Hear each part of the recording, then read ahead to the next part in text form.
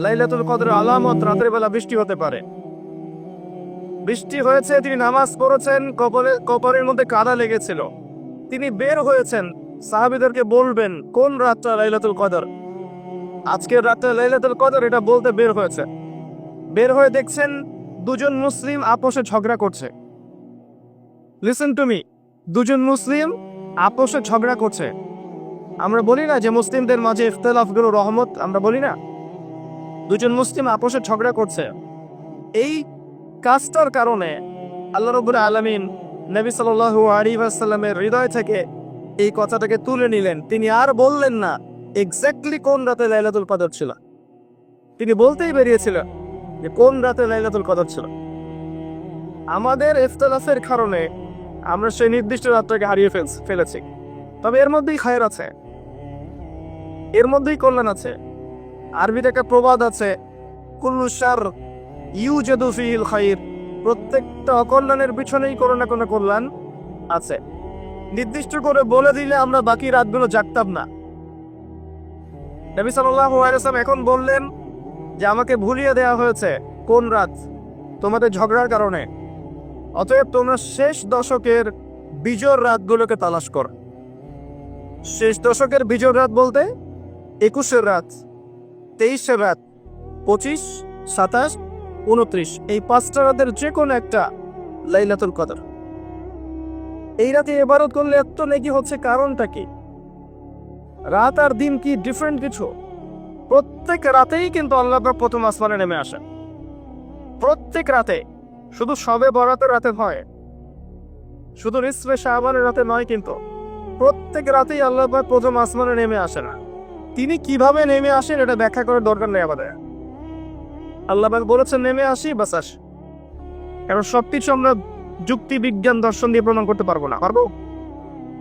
সায়েন্সকে জিজ্ঞাসা করেন যে স্বপ্নের ব্যাখ্যা কি, ঘুম কাকে বলে, আত্মা কাকে বলে, আত্মা কঠিন না তরল না বায়বীয়, পারবে সায়েন্স ব্যাখ্যা করতে? কবরের আযাব কি, জিন জাতি কি, জিন জাতি কাকে বলে, জিন জাতি কেমন দেখতে, মালায়েকা কেমন, তারা কিভাবে কাজ করে, তাদের ফাংশন কি, তারা কি ব্যাখ্যা করতে পারবে?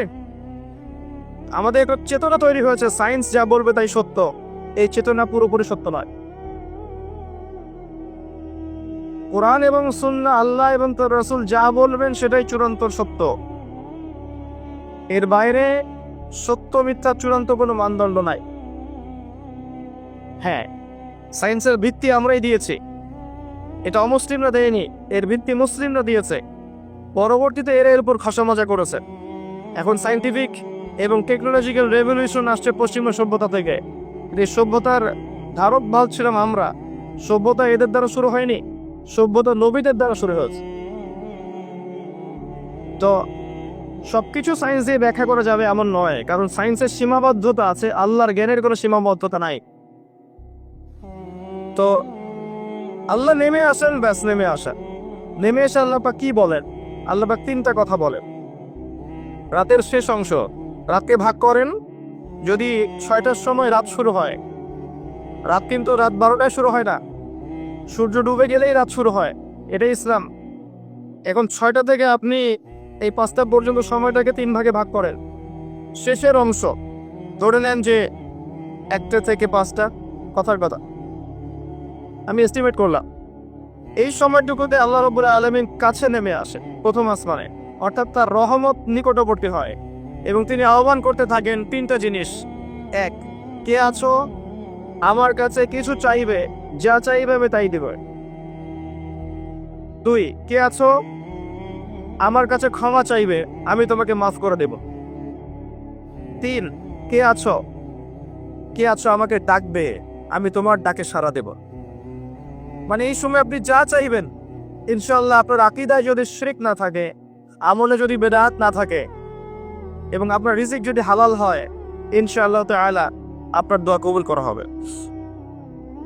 আল্লাহ পাক প্রত্যেক রাতেই নেমে আসেন। তাহলে লাইলাতুল কদরকে এত স্পেসিফিকলি ইম্পর্টেন্স দেওয়ার কারণ কি?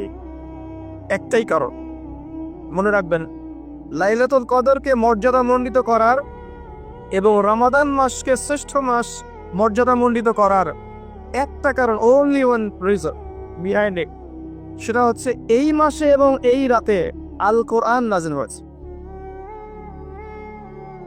কথা কি বুঝতে পারছে? কোরআন নাজিলের কারণেই এই মাসটা মহামান্বিত, কোরআন নাজিলের কারণেই এই রাতটা সম্মানিত। আসুন সামনে যাই। নবী করিম সাল্লাল্লাহু আলাইহি ওয়াসাল্লাম যখন এই জাহেলি যুগে বাস করছেন, এই লাইলাতুল কদরে রমাদান মাসে আল্লাহ পাক কোরআন নাজিল করলেন। কি জন্য নাজিল করলেন? কারণ এই সমাজটাকে পরিবর্তন করার জন্যে, সমাজের জাহিলিয়াতগুলোকে দূর করার জন্যে নবী করিম সাল্লাল্লাহু আলাইহি ওয়াসাল্লাম প্রচন্ড ফিকির করতেন। কি করা যায়, কি করলে মানুষগুলো শিরক ছেড়ে দিবে, কি করলে সুদ বন্ধ হবে, কি করলে মাদক থেকে মানুষ দূরে থাকবে, কি করলে নারীর সম্মান বৃদ্ধি পাবে। তিনি ভাবতেন কিভাবে গোত্রীয় হানাহানি বন্ধ করা যায়, তিনি এগুলো ভাবতে থাকতেন। হেরা গুহায় বসে তিনি এগুলো ভাবতেন কি করা যায়।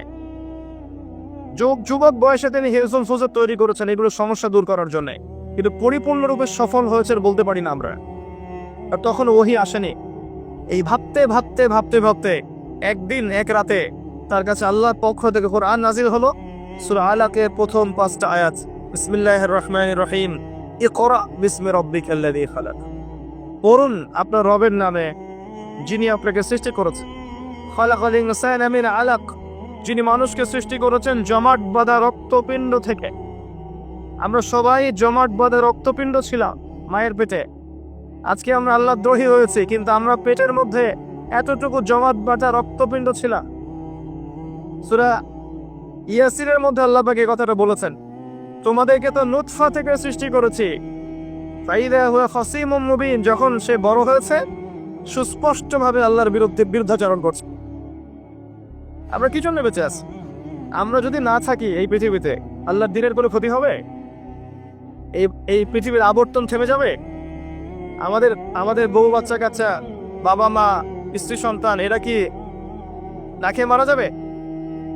মনে করেন আমরা এখন সবাই মরে গেছি, কথার কথা বলছি, নাউজুবিল্লাহ, আমাদের পরিবারগুলো কি থেমে যাবে? আত্মীয় স্বজন থেমে যাবে? আমাদের সমাজ থেমে থাকবে? কেউ থেমে থাকবে না। মাঝখান থেকে আমরা আমাদের জীবনের সময়টা হারিয়ে ফেললাম।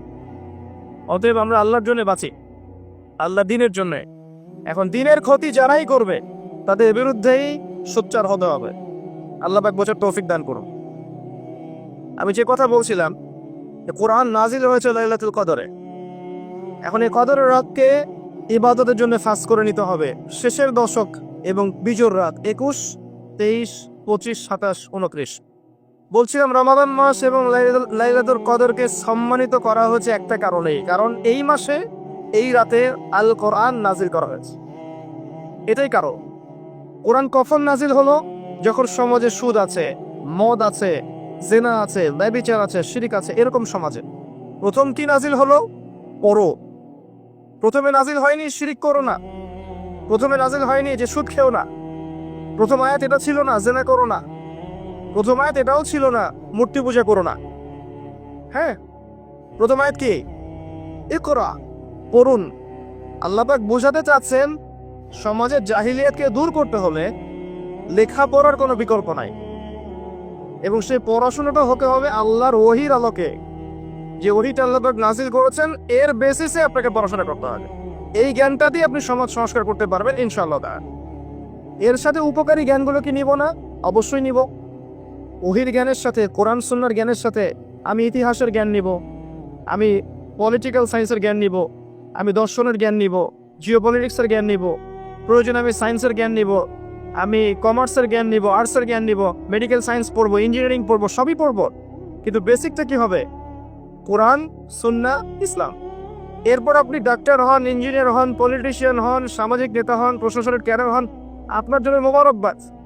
আপনি যেখানেই যাবেন সেখানেই বরকত ছড়াবেন ইনশাআল্লাহ। যে পলিটিশিয়ানের ভিতরে তাকওয়া আছে তার দ্বারা দুর্নীতি সম্ভব না। যে প্রশাসনের কর্মকর্তার ভিতরে তাকওয়া আছে সে ঘুষ নিতে পারবে না, দুর্নীতি করতে পারবে না। যে আলেমের ভিতরে তাকওয়া আছে সে দিনকে দুনিয়ার বিনিময়ে বিক্রি করবে না। যে ডক্টরের ভিতরে তাকওয়া আছে সে ডাক্তার হবে, কসাই হবে না। যে ইঞ্জিনিয়ারের ভিতরে তাকওয়া আছে সে দেখবেন সত্যিকারের প্রকৌশলী হবে, সে কিন্তু চোর হবে না। ভিতরটা চেঞ্জ করতে হবে, ভিতরটা, এর নাম তাকওয়া।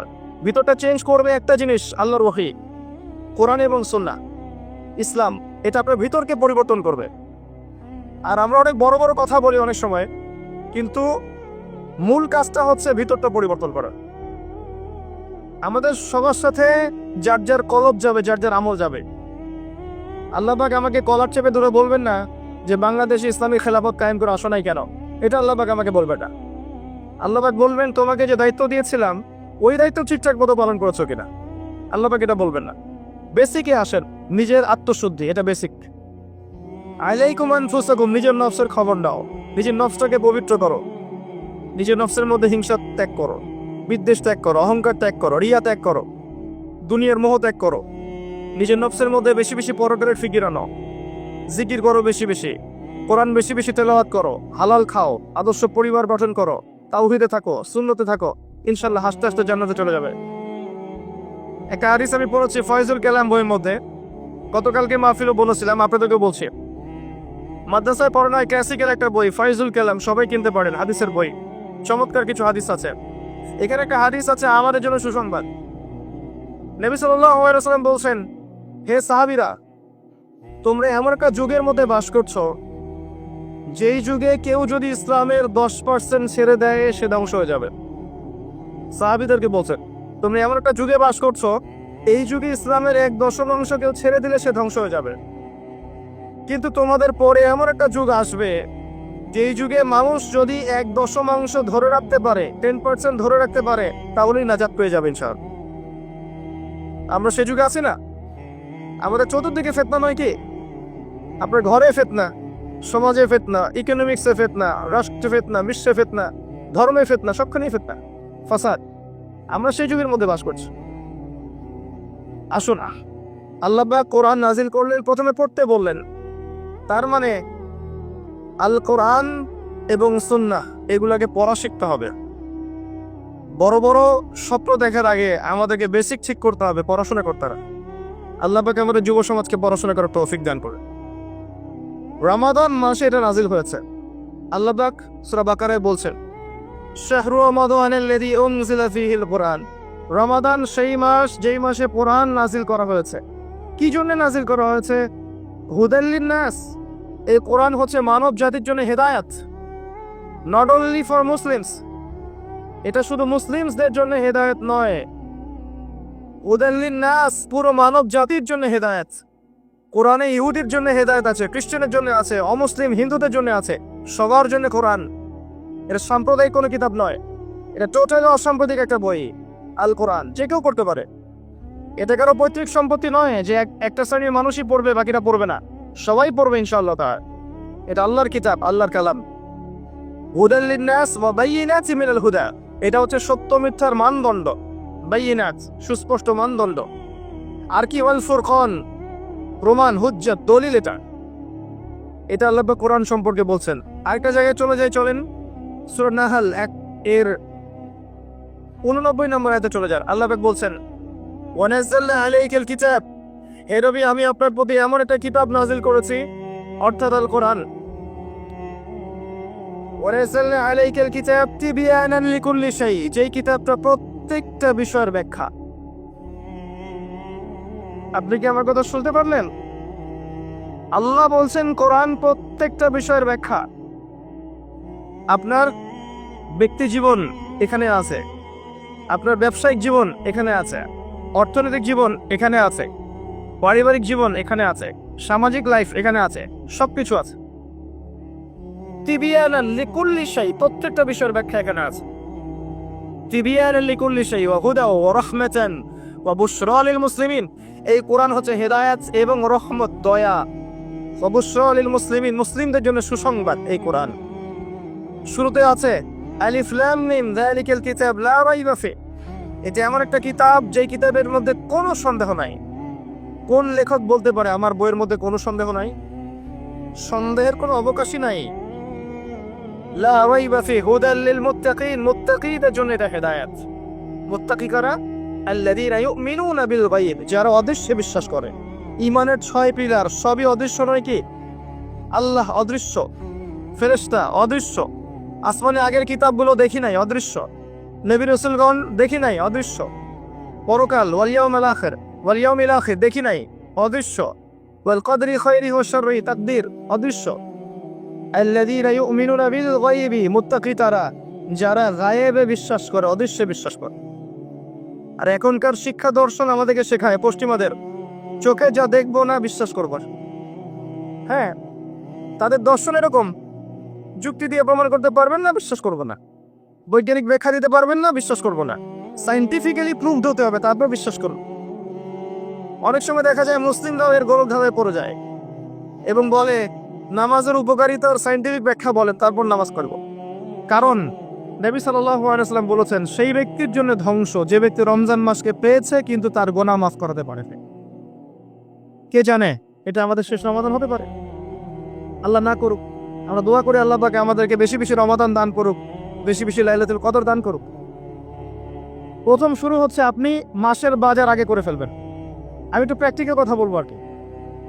আপনি রমাদান মাসের বাজার এই শ্রাবণ মাসে করে ফেলার চেষ্টা করেন, পারলে ঈদের শপিংটাও করে ফেলার চেষ্টা করেন। রমজান মাসে বেশি বাইরে যাবেন এবং টাকা পয়সা নিয়ে গিয়ে স্ত্রী সন্তানের হাতে দিয়ে দিবেন না, যাও বাইরে গিয়ে মার্কেটিং করে আস। এই ভুলটা করতে যাবে, নিজে পরিবেশ নষ্ট করবে, রোজার যে আধ্যাত্মিকতা নষ্ট হবে, আরো হাজারটা যুবকের চোখের জানা করাও। প্রয়োজন নাই। আপনি পরিবারের কর্তা, লিস্ট করে ফেলেন, আপনাকে আল্লাহ পাক যতটুকু সামর্থ্য দিয়েছেন মূল জিনিসগুলো কিনে রেখে দেন, আর বাকি টুকটাক বাজার আপনি করবেন। আর যখন বাজারে যাবেন একটা দোয়া পড়বেন, আপনি 10 লক্ষ নেকি পাবেন ইনশাআল্লাহ। কত লক্ষ? 10 লক্ষ। দোয়াটা শিখাচ্ছি। দোয়াটা হচ্ছে লা ইলাহা ইল্লাল্লাহ ওয়াহদাহু লা শারীকা লাহ লাহুল মুলক ওয়া লাহুল হামদ ইউহয়ী ওয়া ইউমীত ওয়া হুয়া হাইয়ুন লা ইয়ামুত বিয়াদিহিল খায়রু কুল্লুহু ওয়া হুয়া আলা কুল্লি শাইইন কাদির। একবার পড়লে 10 লক্ষ নেকি পাবেন বাজারে গিয়ে। কেন পাবেন? কারণ বাজার সবচেয়ে নিকৃষ্ট জায়গা, যেখানে গেলে মানুষ আল্লাহকে স্মরণ করে না। সেখানে গিয়ে আপনি আল্লাহকে স্মরণ করেছেন, এই জন্য আল্লাহ পাক নেকি দিবেন ইনশাআল্লাহ। আসেন, এটা করার পর ঈদের যে শপিংটার কথা বলছি, এটা এই কারণে বলছি, লাস্টের দশকে আমরা ঈদের শপিংয়ে বেশি ব্যস্ত থাকি, এতে করে লাইলাতুল কদরটা আমরা হারিয়ে ফেলি। লাস্টের দশক আমরা হয় ইতিকাফ করব, না হলে বাসায় নামাজ পড়বো, পরিবারবর্গকে নিয়ে রাত জাগবো। পারা যাবে ইনশাআল্লাহ? তারাবির নামাজ তো পড়বোই ইনশাআল্লাহ জামাতে। এবং আপনি 20 পড়েন আর 8 পড়েন, আপনি নামাজের কোয়ালিটিটাকে ভালো করার চেষ্টা করেন, নামাজের কোয়ালিটিটাকে বেস্ট করেন। ধীরে ধীরে তেলাওয়াত করেন, ধীরে ধীরে রুকু সিজদা করেন, নামাজটাকে এনজয় করেন। সময় নিয়ে, টাইম নিয়ে, 2 ঘন্টা সময় লাগুক, 3 ঘন্টা সময় লাগুক, এনজয় করে নামাজ পড়েন। আল্লাহ পাক তৌফিক দান করুন। এরপর শেষ রাতে আবার ওঠেন, পরিবারবর্গকে নিয়ে নামাজে দাঁড়ান, একসাথে জামাত করে নামাজ পড়েন, পরিবারে নফল নামাজ পড়েন, বাসায় বরকত হবে ইনশাআল্লাহ। রাত জাগেন, বেশি বেশি দোয়া করেন, একটু তেলাওয়াত করেন, জিকির করেন, তাসবিহ তাহলিল করেন, রাতটা কাটিয়ে দেন। শেষের দশকে মার্কেটে ঈদের শপিং করতে চান না। ঈদের খুশি আছে, ঈদের আনন্দ আছে, ঈদে ভালো পোশাক পরবো, সব ঠিক আছে। এই খুশি কাদের জন্যে? قد أفلح من تزكى وذكر اسم ربه فصلى। কার জন্য ঈদের খুশি? যে ব্যক্তি রমজান মাসে আত্মশুদ্ধি অর্জন করতে পেরেছে, রোজা রেখেছে, যাকাত দিয়েছে, নামাজ পড়েছে, লাইলাতুল কদরে রাত জেগেছে, তারাবি পড়েছে, ইত্যাদি ইত্যাদি। এই ব্যক্তি আত্মশুদ্ধি অর্জন করেছে, এই ব্যক্তির জন্য ঈদের খুশি। যে রমজান মাসে সিনেমা দেখেছে, সিনেমা শুটিং করেছে, পর্নোগ্রাফি দেখেছে, সুদ খেয়েছে, শিরক করেছে, বেদাত করেছে, হারাম খেয়েছে, এর জন্য ঈদের খুশি। মানুষকে ঠকিয়েছে, ব্যবসায় মাল কম দিয়েছে, পণ্য মজুত করেছে, ইচ্ছা করে দ্রব্যের দাম বাড়িয়েছে, সরকারকে বিব্রত করেছে, জনগণকে দুর্ভিক্ষের দিকে ঠেলে দিয়েছে, এদের জন্য ঈদের খুশি? কখনো না। ঈদের খুশি তাদের জন্য যারা আত্মশুদ্ধি অর্জন করতে পেরেছে। আল্লাহ পাক বোঝার তৌফিক দান করুন, আমিন। এটা প্রথম টিপস দিলাম আপনাকে। এবার আসেন, আপনি রমাদানে প্ল্যান করবেন যে আপনার জীবনে বড় বড় পাপগুলো কি কি হয়েছে।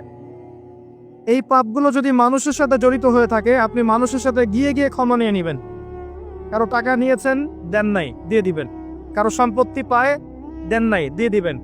কারো হকটা নষ্ট করেছেন, গালি দিয়েছেন, গীবত করেছেন বা তহমত দিয়েছেন, অপমান করে ইত্যাদি, ক্ষমা চেয়ে নিবেন।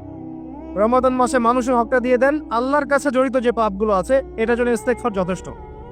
খালি যদি বলেন আস্তাগফিরুল্লাহাল্লাযী লা ইলাহা ইল্লা হুয়াল হাইয়ুল কাইয়্যুম ওয়া আতুবু ইলাইহি, 1 সেকেন্ডের মধ্যে আল্লাহ পাক আপনার সমস্ত পাপকে নেকি দিয়ে পরিবর্তন করে দিবেন সব। এবার প্র্যাকটিক্যালি যাবেন, সেহরি করবেন। সাহরির মধ্যে বারাকা আছে।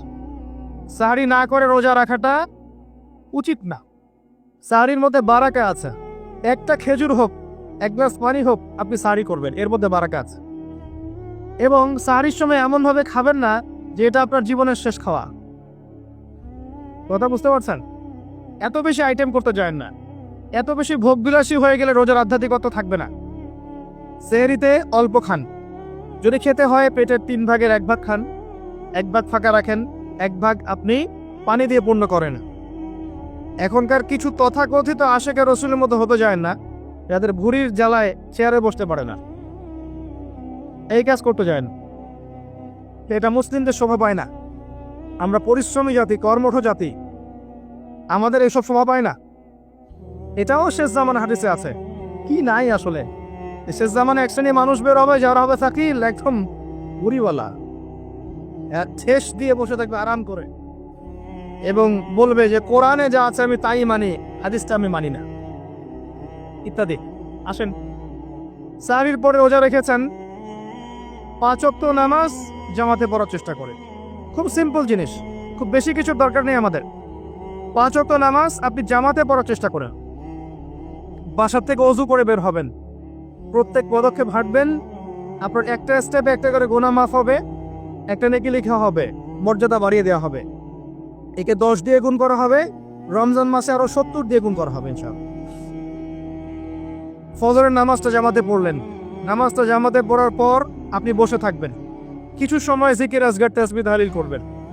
পারলে 1 পারা করে কোরআন তেলাওয়াত করবেন। রমাদান মাসে প্রত্যেক দিন 1 পারা করে কোরআন তেলাওয়াত করার চেষ্টা করবেন। 30 দিন 30 পারা, রমাদানে অ্যাটলিস্ট একটা খতম করা যাবে, অ্যাটলিস্ট একটা খতম চেষ্টা করা যায় না ইনশাআল্লাহ।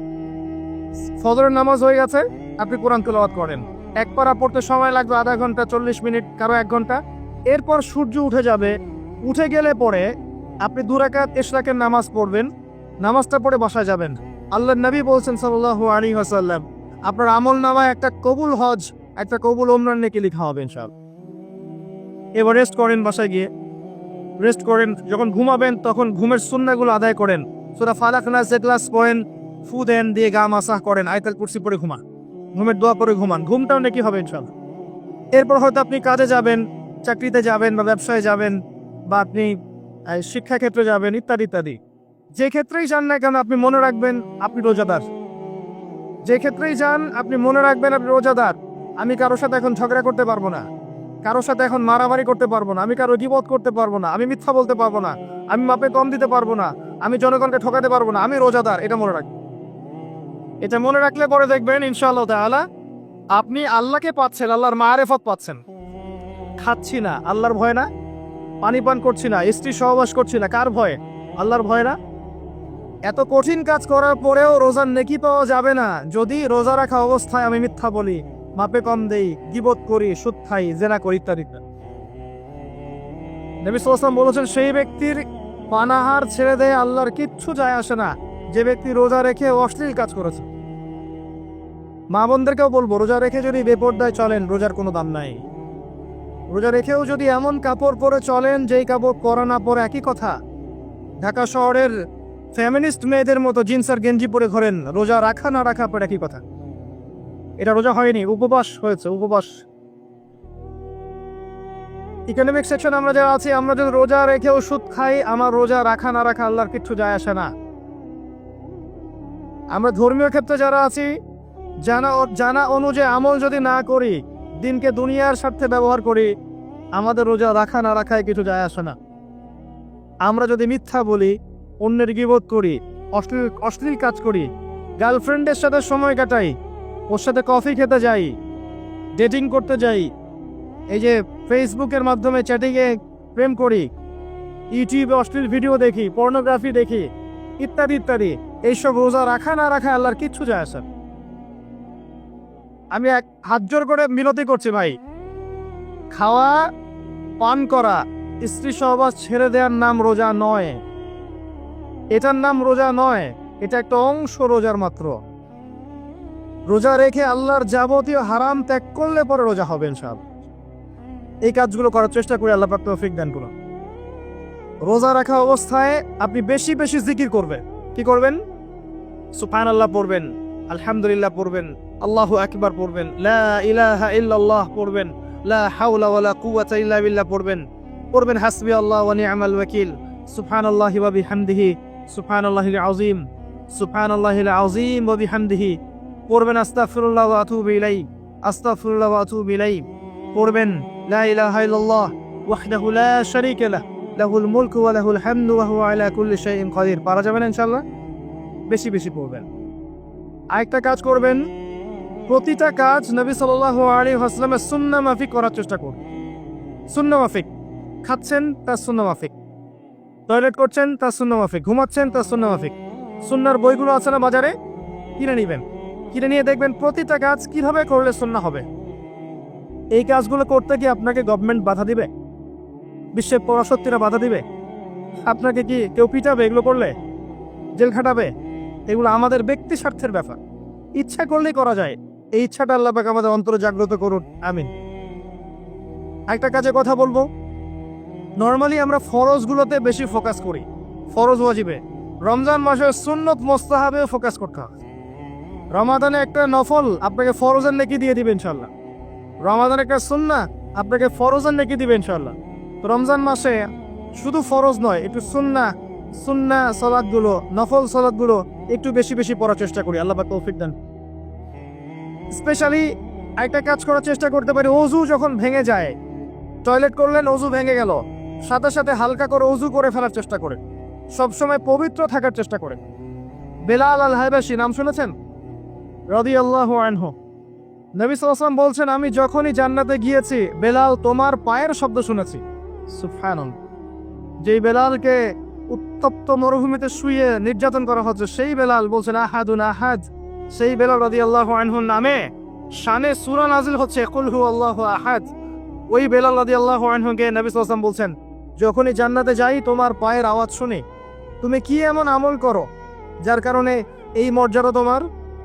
বেলাল রাদিয়াল্লাহু আনহু বলছেন, আমি তো স্পেশাল তেমন কোনো আমল করি না, আপনারা যা করেন আমিও তাই করি, তবে আমার যখনই ওযু ভেঙে যায় আমি ওযু করি, আর আমি ওই ওযু দিয়ে 2 রাকাত নামাজ পড়ি। এটাকে তাহিয়াতুল ওযুর নামাজ বলে। রমজান মাসে করার চেষ্টা করি, আল্লাহ পাক তৌফিক দান করুন।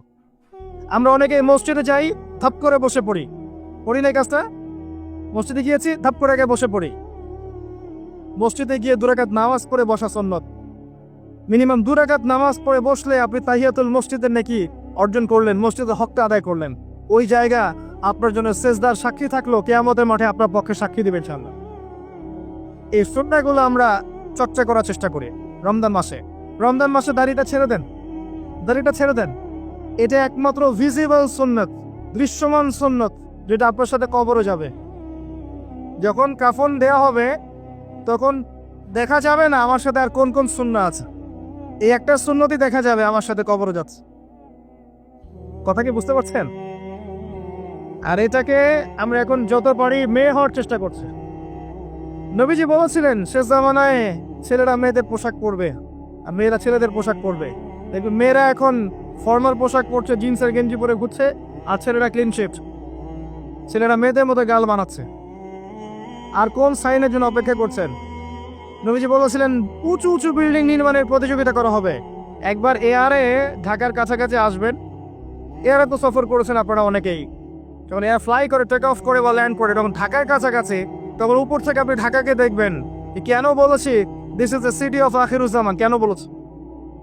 নবীজি বলেছেন কিয়ামতের 2টা মেজর সাইন, 2টার মধ্যে একটা হচ্ছে আনতারাল হুফাতাল উরাতাল আলাতা রিয়াশা ইয়াতাতাওয়ালুনা ফিল বুনিয়ান। যখন সমাজের দরিদ্র শ্রেণীর মানুষেরা, যাদের পায়ে স্যান্ডেল ছিল না, গায়ে কাপড় ছিল না, এরা উঁচু উঁচু বিল্ডিং নির্মাণের প্রতিযোগিতা করতে থাকবে, ফান্তাজিরিস সাআ, তখন কিয়ামতের অপেক্ষা করতে থাকবে। আজকে থেকে 100 বছর আগে ছিল এগুলা? 200 বছর আগে ছিল? সুবহানাল্লাহ। আর কোন সাইনের জন্য অপেক্ষা করছেন? তিনি বলেছেন শেষ জামানায় women will dressed but still they will be naked. মহিলারা কাপড় পরবে, তারপরেও তারা নগ্ন থাকবে।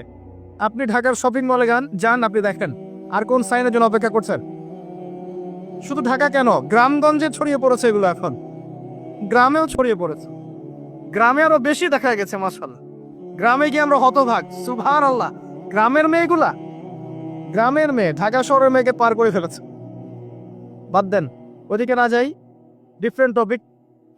আমরা রমাদান মাসের সুন্নাহগুলো আমল করার চেষ্টা করি। তাহিয়াতুল মসজিদ আমল করার চেষ্টা করেন, তাহিয়াতুল ওযু আমল করার চেষ্টা করেন, বেশি বেশি জিকির করেন। এবার আসেন, রমাদানে যাকাত হিসাব করবেন। যাকাত, আপনার যাকাত হিসাব করেন, কত টাকা যাকাত এসেছে। যাকাতের নিসাব জানেন তো? হ্যাঁ, 7.5 ভরি স্বর্ণ, রূপে রৌপ্য কত? 52.5 তোলা। আপনার এই চাষাবাদের ওসর আসে, ব্যবসায়িক পণ্য থাকলে, সঞ্চিত সম্পদ থাকলে সবকিছু হিসাব করে মুফতি সাহেব আছেন, কওমি মাদ্রাসার আলেমদের কাছে যাবেন, যাকাতের ক্যালকুলেশন করে নেবেন যে আমার এত টাকা যাকাত এসেছে। এভাবে যাকাতটা রমজান মাসে দিয়ে দেওয়ার চেষ্টা করেন। যাকাত যদি আমরা না দেই, একটা শাস্তি শুনে রাখেন, আল্লাহ পাক এই সম্পদগুলোকে একত্রিত করে গলাবেন, গলিয়ে কপালে, গালে আর এই যে পিঠে লেপটে দিবেন, বলেন নাউজুবিল্লাহ। এবং এটাকে সাপের আকৃতি ধারণ করবে, সাপ গলায় পেঁচানো থাকবে, কপালে দংশন করতে থাকবে, বলবে আমি তোমার মাল স্বাদ ভোগ কর, আমি তোমার মাল স্বাদ ভোগ কর। কবর এটা হবে, আমরা চোখে না দেখলেও এটা সত্য। নবীজি দেখে এসেছে মেরাজের রাতে এগুলা। এরপরে যাকাতে একটা সুবিধা আছে, এটা আমরা বুঝাতে পারি না। যাকাত ইসলামিক ইকোনমিক্সের বেইস। যাকাত ধনীর সম্পদে গরিবের হক। যে গরিবের কাছে টাকা পয়সা নাই, আপনার টাকা ওর হাতে চলে যাবে, ও খেয়ে পরে বাঁচতে পারবে, এটাই যাকাত। বুঝতে পারছি? যাকাতটা না দেন, ও আস্তে আস্তে আস্তে আস্তে আরো দরিদ্র হতে থাকবে। এর উপর আবার সুদ আছে, আবার পেপার মানিও আছে। যাকাতগুলো দিয়ে দেন, আল্লাহর ওয়াস্তে যাকাত দিয়ে। অনেক মুসলিম আছে আমরা নামাজ পড়ি, যাকাত দেই না। অনেক মুসলিম আছে যাকাত দেয় না, নামাজ পড়ে। যাকাত অস্বীকারীদের বিরুদ্ধে আবু বকর সিদ্দিক রাদিয়াল্লাহু আনহু যুদ্ধ করেছিলেন, এজ এ আমির, রাষ্ট্রের পক্ষ থেকে যুদ্ধ করেছিলেন। আল্লাহ পাক আমাদেরকে যাকাত আদায় করার তৌফিক দান করুন। ফসল থাকলে ফসল, এর ওসর আসবে, ওসর এটা দিয়ে দিবেন। সেচের পানিতে হলে এক হিসাব, আর আপনার বৃষ্টির পানিতে হলে এক হিসাব। রমজান মাসে বেশি বেশি দান সাদাকা করবেন, বেশি বেশি মানুষকে দান সাদাকা করেন। পণ্যের দাম কমিয়ে দেন, মানুষকে সাদাকা করেন। প্রত্যেকটা দিন 10 টাকা, 20 টাকা, 100 টাকা সাদাকা করতে চেষ্টা করেন। এক একটা সাদাকা 70 গুণ বেড়ে যাবে ইনশাআল্লাহ। আমি একটা নসিহত করব, রমজান মাসে বেশি থেকে বেশি মানুষকে খাওয়ান, বেশি বেশি খাওয়ান, ইফতার করান। আমি বলি মসজিদগুলোতে প্রত্যেক দিন আসর থেকে মাগরিব পর্যন্ত দিনের কথাবার্তা আলোচনা করেন, তালিম করেন। আপনাদের কাছে বই আছে, মুনতাখা হাদিস আছে, ফয়জুল কালাম বই আছে, রিয়াদুস সালেহিন বই আছে, মিশকাত আছে, আলেম আছেন, ইমাম সাহেব আছেন। একটা বিশেষ বিষয় নিয়ে আলোচনা শুরু করেন, মাগরিব পর্যন্ত আলোচনা চলবে, সবাই মিলে ইফতার করেন। একটা ইসলামিক পরিবেশ গড়ে তুলুন, মানুষকে ইফতার করেন, বেশি বেশি ইফতার করেন। আপনার সামর্থ্য থাকলে, সামাজিক যদি পদমর্যাদা থাকে, সমাজের মানুষকে আপনি ইফতার করান, ইফতার পার্টি করে, ইফতার অ্যারেঞ্জমেন্ট করান। পার্টি বলা ঠিক না, আসলে ইফতার মাহফিল বলতে পারি আমরা। ইফতার মাহফিল করেন বেশি বেশি, মানুষকে ইফতার। একজন ব্যক্তিকে ইফতার করালে ওই ব্যক্তির রোজার নেকি আপনি পেয়ে যাবেন ইনশাআল্লাহ। প্রজেক্ট করেন, ইফতারের প্রজেক্ট করেন, মানুষের টাকাগুলো নেন, সংগ্রহ করে গরিবদের মাঝে ইফতার বিলিয়ে দেন। দুটা পদ্ধতি হতে পারে, আমি নিজেও করবো ইনশাআল্লাহ তাআলা।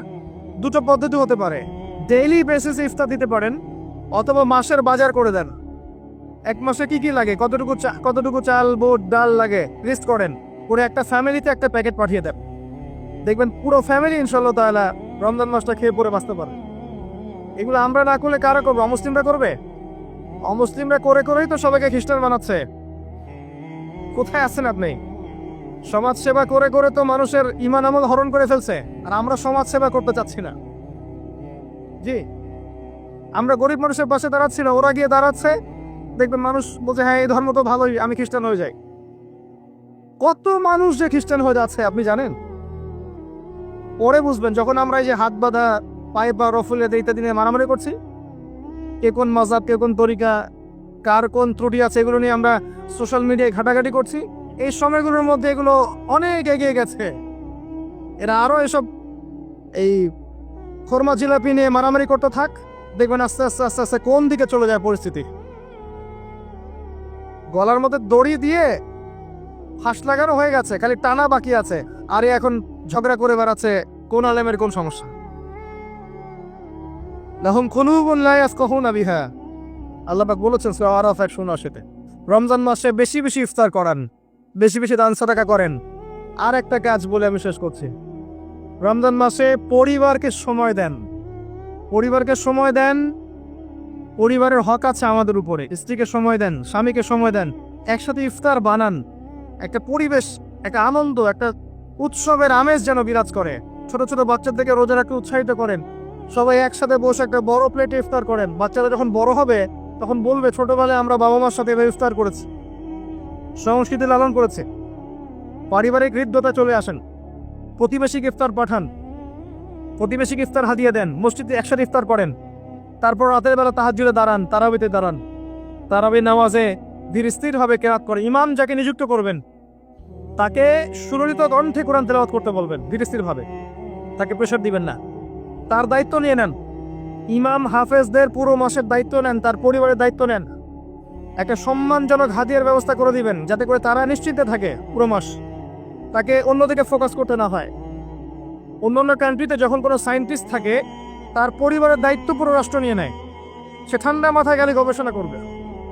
একই প্রসেস, আপনি আলেম ওলামা ইমাম হাফেজদের দায়িত্ব নিয়ে নেন, তার পরিবারের দায়িত্ব নিয়ে নেন। বা হুজুর আপনি আপনার কাজ করেন, আমরা আপনার পরিবার দেখছি।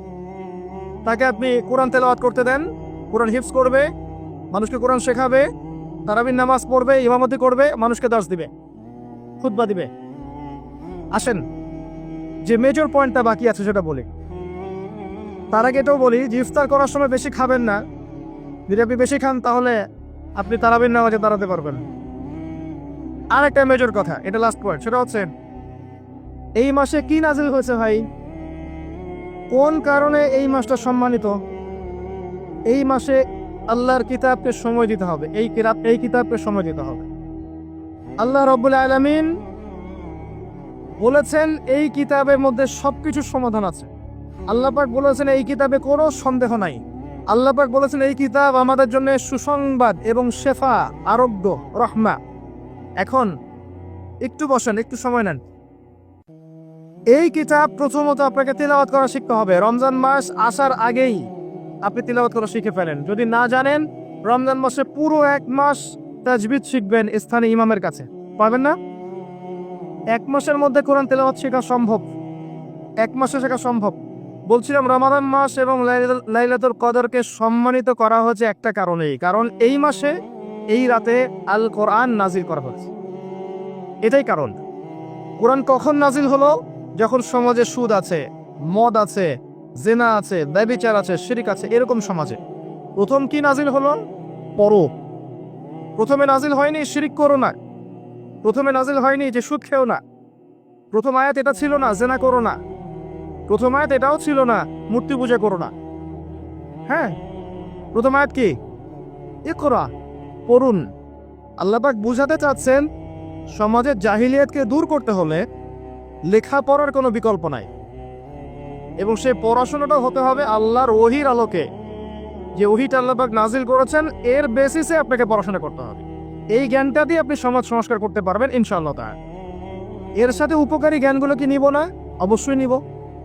ওহীর জ্ঞানের সাথে, কোরআন সুন্নাহর জ্ঞানের সাথে আমি ইতিহাসের জ্ঞান নিব, আমি পলিটিক্যাল সায়েন্সের জ্ঞান নিব, আমি দর্শনের জ্ঞান নিব, জিওপলিটিক্সের জ্ঞান নিব, প্রয়োজনে আমি সায়েন্সের জ্ঞান নিব, আমি কমার্সের জ্ঞান নিব, আর্টসের জ্ঞান নিব, মেডিকেল সায়েন্স পড়বো, ইঞ্জিনিয়ারিং পড়বো, সবই করব। কিন্তু বেসিকটা কি হবে? কোরআন, সুন্নাহ, ইসলাম। এরপর আপনি ডাক্তার হন, ইঞ্জিনিয়ার হন, পলিটিশিয়ান হন, সামাজিক নেতা হন, প্রশাসনের ক্যাডার হন, আপনার জন্য মোবারকবাদ। আপনি যেখানেই যাবেন সেখানেই বরকত ছড়াবেন ইনশাআল্লাহ। যে পলিটিশিয়ানের ভিতরে তাকওয়া আছে তার দ্বারা দুর্নীতি সম্ভব না। যে প্রশাসনের কর্মকর্তার ভিতরে তাকওয়া আছে সে ঘুষ নিতে পারবে না, দুর্নীতি করতে পারবে না। যে আলেমের ভিতরে তাকওয়া আছে সে দিনকে দুনিয়ার বিনিময়ে বিক্রি করবে না। যে ডক্টরের ভিতরে তাকওয়া আছে সে ডাক্তার হবে, কসাই হবে না। যে ইঞ্জিনিয়ারের ভিতরে তাকওয়া আছে সে দেখবেন সত্যিকারের প্রকৌশলী হবে, সে কিন্তু চোর হবে না। ভিতরটা চেঞ্জ করতে হবে, ভিতরটা, এর নাম তাকওয়া। ভিতরটা চেঞ্জ করবে একটা জিনিস, আল্লাহর ওহী, কোরআন এবং সুন্নাহ, ইসলাম। এটা আপনার ভিতরকে পরিবর্তন করবে। আর আমরা অনেক বড় বড় কথা বলি অনেক সময়, কিন্তু মূল কাজটা হচ্ছে ভিতরটা পরিবর্তন করা। আমাদের সবার সাথে যার যার কলব যাবে, যার যার আমল যাবে। আল্লাহ পাক আমাকে কলার চেপে দূরে বলবেন না যে বাংলাদেশে ইসলামী খেলাফত কায়েম করে আসো নাই কেন, এটা আল্লাহ পাক আমাকে বলবেন না। আল্লাহ পাক বলবেন তোমাকে যে দায়িত্ব দিয়েছিলাম ওই দায়িত্ব ঠিকঠাক মতো পালন করছো কিনা। আল্লাহ পাক এটা বলবেন না। বেসিকে আসেন, নিজের আত্মশুদ্ধি, এটা বেসিক। আলাইকুম আনফুসাকুম, নিজের নফসের খবর নাও, নিজের নফসটাকে পবিত্র করো, নিজের নফসের মধ্যে হিংসা ত্যাগ করো, বিদ্বেষ ত্যাগ করো, অহংকার ত্যাগ করো, রিয়া ত্যাগ করো, দুনিয়ার মোহ ত্যাগ করো। নিজের নফসের মধ্যে বেশি বেশি পরকারের ফিকির আনো, জিকির করো বেশি বেশি, কোরআন বেশি বেশি তেলাওয়াত করো, হালাল খাও, আদর্শ পরিবার গঠন করো, তাওহীদে থাকো, সুন্নতে থাকো, ইনশাল্লাহ হাসতে হাসতে জান্নাতে চলে যাবেন। একটা হাদিস আমি পড়েছি ফয়জুল কালাম বইয়ের মধ্যে, গতকালকে মাহফিলও বলেছিলাম, আপনাদেরকে বলছি। মাদ্রাসায় পড়ানো হয় ক্লাসিক্যাল একটা বই ফয়জুল কালাম, সবাই কিনতে পারেন, হাদিসের বই, চমৎকার কিছু হাদিস আছে। এখানে একটা হাদিস আছে আমাদের জন্য সুসংবাদ। নবী সাল্লাল্লাহু আলাইহি ওয়াসাল্লাম বলছেন, হে সাহাবীরা, তোমরা এমন একটা যুগের মধ্যে বাস করছো যেই যুগে কেউ যদি ইসলামের 10% ছেড়ে দেয় সে ধ্বংস হয়ে যাবে। সাহাবীদেরকে বলছেন তোমরা এমন একটা যুগে বাস করছো এই যুগে ইসলামের 1/10 কেউ ছেড়ে দিলে সে ধ্বংস হয়ে যাবে। কিন্তু তোমাদের পরে এমন একটা যুগ আসবে যেই যুগে মানুষ যদি 1/10 ধরে রাখতে পারে, 10% ধরে রাখতে পারে, তাহলেই নাজাত পেয়ে যাবে ইনশাআল্লাহ। আমরা সে যুগে আছি না? আমাদের চতুর্দিকে ফিতনা নয় কি? আপনার ঘরে ফিতনা, সমাজে ফিতনা, ইকোনমিক্সে ফিতনা, রাষ্ট্রে ফিতনা, বিশ্বে ফিতনা, ধর্মে ফিতনা, সবখানেই ফিতনা, ফাসাদ। আমরা সেই যুগের মধ্যে বাস করছি। আসুন, আল্লাহ পাক কোরআন নাজিল করলেন, প্রথমে পড়তে বললেন। তার মানে আল কোরআন এবং সুন্নাহ এগুলোকে পড়া শিখতে হবে। বড় বড় স্বপ্ন দেখার আগে আমাদেরকে বেসিক ঠিক করতে হবে, পড়াশোনা করতে হবে। আল্লাহ পাক আমাদের যুব সমাজকে পড়াশোনা করার তৌফিক দান করুন। রমাদান মাসে এটা নাজিল হয়েছে। আল্লাহ পাক সূরা বাকারায় বলছেন, শাহরু রমাদানিল্লাযী উনজিলা ফীহিল কোরআন। রমাদান সেই মাস যেই মাসে কোরআন নাজিল করা হয়েছে। কি জন্য নাজিল করা হয়েছে? হুদাল লিন-নাস, এই কোরআন হচ্ছে মানব জাতির জন্য হেদায়াত, নট অনলি ফর মুসলিমস। এটা শুধু মুসলিমসদের জন্য হেদায়াত নয়, হুদাল লিন-নাস, পুরো মানব জাতির জন্য হেদায়াত। কোরআনে ইহুদির জন্য হেদায়েত আছে, খ্রিস্টানের জন্য আছে, অমুসলিম হিন্দুদের জন্য আছে, সবার জন্য কোরআন। এটা সাম্প্রদায়িক কোনো কিতাব নয়, এটা টোটালি অসাম্প্রদায়িক একটা বই। আল কোরআন যে কেউ পড়তে পারে। এটা কারো পৈতৃক সম্পত্তি নয় যে একটা শ্রেণীর মানুষই পড়বে বাকিরা পড়বে না, সবাই পড়বে ইনশাআল্লাহ তাআলা। এটা আল্লাহর কিতাব, আল্লাহর কালাম। হুদাল লিন-নাস ওয়া বাইয়িনাতিন মিনাল হুদা, এটা হচ্ছে সত্য মিথ্যার মানদণ্ড। বাইয়িনাত, সুস্পষ্ট মানদণ্ড। আর কি ওয়াল ফুরকান, প্রমাণ, হুজ্জাত, দলিল। এটা আল্লাহ পাক কোরআন সম্পর্কে বলছেন। আরেকটা জায়গায় চলে যাই, চলেন সূরা নাহাল 1:89 নম্বর আয়াতে চলে যান। আল্লাহ পাক বলছেন, ওয়া নাযালনা আলাইকাল কিতাব, হে নবী আমি আপনার প্রতি এমন একটা কিতাব নাজিল করেছি, অর্থাৎ আল কোরআন। ওয়া নাযালনা আলাইকাল কিতাব তিবয়ানান লিকুল্লি শাই, যেই কিতাবটা প্রত্যেকটা বিষয়ের ব্যাখ্যা। আপনি কি আমার কথা শুনতে পারলেন? আল্লাহ বলছেন কোরআন প্রত্যেকটা বিষয়ের ব্যাখ্যা। আপনার ব্যক্তি জীবন এখানে আছে, আপনার ব্যবসায়িক জীবন এখানে আছে, অর্থনৈতিক জীবন এখানে আছে, পারিবারিক জীবন এখানে আছে, সামাজিক লাইফ এখানে আছে, সবকিছু আছে। তিবিয়ানান লিকুল্লি শাই, প্রত্যেকটা বিষয়ের ব্যাখ্যা এখানে আছে।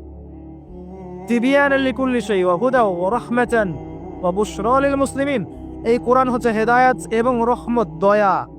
ওয়া বুশরা লিল মুসলিমিন, মুসলিমদের জন্য সুসংবাদ। এই কোরআন শুরুতে আছে আলিফ লাম মিম যালিকাল কিতাব লা রাইবা ফিহ, এটা এমন একটা কিতাব যে কিতাবের মধ্যে কোনো সন্দেহ নাই। কোন লেখক বলতে পারে আমার বইয়ের মধ্যে কোনো সন্দেহ নাই? সন্দেহের কোনো অবকাশই নাই। লা রাইবা ফিহ হুদাল লিল মুত্তাকিন, মুত্তাকিদের জন্য এটা হেদায়েত। মুত্তাকি কারা? আল্লাযীনা ইউমিনুনা বিল গায়ব, যারা অদৃশ্যে বিশ্বাস করে। ঈমানের 6 পিলার সবই অদৃশ্য নয় কি? আল্লাহ অদৃশ্য, ফেরেশতা অদৃশ্য, আসমানে আগের কিতাবগুলো দেখি নাই, অদৃশ্য। নবী রাসূলগণ দেখি নাই, অদৃশ্য। পরকাল, ওয়াল ইয়াউমিল আখির দেখি নাই, অদৃশ্য। ওয়াল কদরি খায়রিহি ওয়া শাররিহি, তাকদীর অদৃশ্য। আল্লাযীনা ইউমিনুনা বিল গায়বি, মুত্তাকি তারা যারা গায়েবে বিশ্বাস করে, অদৃশ্যে বিশ্বাস করে। আর এখনকার শিক্ষা দর্শন আমাদেরকে শেখায় পশ্চিমাদের, চোখে যা দেখবো না বিশ্বাস করবো না। হ্যাঁ, তাদের দর্শন এরকম, যুক্তি দিয়ে প্রমাণ করতে পারবেন না, বিশ্বাস করবো না। বৈজ্ঞানিক ব্যাখ্যা দিতে পারবেন না, বিশ্বাস করবো না। সায়েন্টিফিক্যালি প্রুফড হতে হবে, তারপর বিশ্বাস করব। অনেক সময় দেখা যায় মুসলিমরাও এর গোলক ধাঁধায় পড়ে যায় এবং বলে নামাজের উপকারিতার সায়েন্টিফিক ব্যাখ্যা বলেন, তারপর নামাজ পড়বেন। নামাজের সায়েন্টিফিক ব্যাখ্যা লাগবে, তারপর নামাজ পড়বেন? আল্লাহ পাক বলেছেন ইয ক্বালা লাহু রাব্বুহু আসলিম ক্বালা আসলামতু লিরাব্বিল আলামিন। আল্লাহ পাক ইব্রাহিমকে বলেছেন আলাইহিস সালাম আত্মসমর্পণ করো, যখনই বলেছেন তখনই করেছেন। যখনই আল্লাহ পাক বলেছেন আত্মসমর্পণ করো, তিনি বলেছেন আসলামতু লিরাব্বিল আলামিন, আমি আত্মসমর্পণ করলাম। বাচ্চাকে জবাই করো, জিজ্ঞেস করেননি এর পিছনে বিজ্ঞান কি, যুক্তি কি আর দর্শন কি? স্ত্রীকে রেখে আসো ওই জনমানব শূন্য জায়গায়, জিজ্ঞেস করেন নাই কারণ কি, রিজন কি, যুক্তি কি, বিজ্ঞান কি, দর্শন কি? আল্লাহ বলেছেন সামিআনা ওয়া আতা'না, এর নাম ইসলাম। আল্লাহর আদেশ যেখানে এসে যাবে এখানে যুক্তি বিজ্ঞান দর্শনের প্রয়োজন নাই। এই কনসেপ্টে আপনাকে মৌলবাদী হতেই হচ্ছে, কিছু করার নাই। কারণ মৌলিক বিষয় আপনাকে মেনে চলতে হবে। হ্যাঁ, প্রত্যেকটা বিষয়কে আপনি ব্যাখ্যা করতে পারবেন যদি সেই জ্ঞান আপনার কাছে থাকে, কিন্তু যুক্তিবিজ্ঞান দর্শনের সীমাবদ্ধতা আছে, সবকিছুরে ব্যাখ্যা করতে পারে না। ভালো করে শিক্ষা দর্শন হজম করে তারপর পড়াশোনা করেন। অন্যথায় আপনারা দাড়ি টুপি নিয়েও অনেক সময় দেখবেন এই যে এটা কি বলে, এথিজমের দিকে যাচ্ছেন, নাস্তিকতার দিকে যাচ্ছেন। আসেন মূল জায়গায় আসি। আল্লাহ রাব্বুল আলামিন কোরআন সম্পর্কে কথা বলছেন, লা রাইবা ফিহি, এর মধ্যে কোনো সন্দেহ নাই। একই সূরার মধ্যে আল্লাহ পাক বলছেন যে ওয়া ইন কুনতুম ফি রাইবিন মিম্মা নাযালনা আলা আবদিনা ফাতু বিসূরাতিন মিন মিথলি, তোমরা যদি এই কিতাব নিয়ে সন্দেহ করে থাকো যে এই কিতাব আল্লাহর পক্ষ থেকে এসেছে নাকি অন্য কারো পক্ষ থেকে এসেছে, তোমরা যদি এই কিতাব সম্পর্কে সন্দেহ পোষণ করো যেটা কি আল্লাহর পক্ষ থেকে এসেছে না অন্য কারো পক্ষ থেকে এসেছে, তাহলে এর মতো কিছু আয়াত নিয়ে এসে দেখাও, একটা সূরা রচনা করে দেখাও। ওয়াদউ শুহাদাকুম মিন দুনিল্লাহি ইন কুনতুম সাদিকিন, তোমাদের যত সাক্ষী আছে, সহকর্মী আছে, তোমাদের সাপোর্ট দেওয়ার মতো যারা যারা আছে সবাইকে ডেকে নিয়ে আসো, এনে এই কোরআনের মতো একটা সূরা রচনা করে দেখাও যদি সন্দেহ পোষণ করে থাকো। আল্লাহ এর পরে বলছেন ওয়াইল্লাম তাফআলু, তোমরা যদি এটা করতে না পারো, ওয়ালাম তাফআলু, কোশ্চেন কালেও পারবে না। তোমরা যদি এটা করতে না পারো, মানে একটা সূরা রচনা করতে না পারো, এরকম কোন কিতাব রচনা করতে না পারো, একটা আয়াত রচনা করতে না পারো, তাহলে জেনে রাখো ফাত্তাকুন নার আল্লাতী ওয়াকুদুহা আন-নাস ওয়াল হিজারা, সেই আগুনকে ভয় করো যার ইন্ধন হবে মানুষ এবং পাথর। উইদ্দাত লিল কাফিরিন, যা কাফেরদের জন্য প্রস্তুত করা হয়েছে। আল্লাহ পাক এই কোরআনটা নাজিল করেছেন কোন মাসে ভাই? রমাদান মাসে। আসেন প্রথমে বলে নেই আমরা রমাদানকে কিভাবে পালন করার চেষ্টা করব, এরপরে আসছি রমাদানকে কেমন করে কোরআনময় করবেন, এই দুটো পয়েন্ট। এক নাম্বার, হতে পারে এই রমাদান আপনার জীবনের শেষ রমাদান হতে পারে। শয়তান আপনাকে তিনটা ধোঁকা দিতে পারে। শয়তান আপনাকে বোঝাতে পারে আপনি অনেক জানি, আমার জানার দরকার নাই। শয়তান বোঝাতে পারে আমার বয়স হয়ে গেছে, আমার দ্বারা হবে না। শয়তান বোঝাতে পারে আমার অনেক সময় পড়ে আছে, পরে শিখে নিব।